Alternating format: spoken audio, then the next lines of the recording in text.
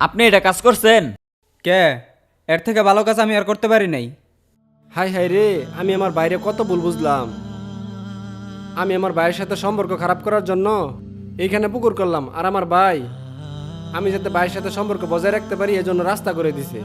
আমি এত কিছু জানি না, আমার মজুরি দেন। যাই ভাইয়ের কাছে মাপ চাওয়ার লাগবো। টাকা ঠিক আছে। ভাই, ভাই তুমি আমার মাফ করে দাও ভাই। কে কি হইছে? আমি তোমার ভাই ভুল বুঝছি। এটা তো আমি আগেই কইছিলাম তুই আমার ভুল বুঝছ।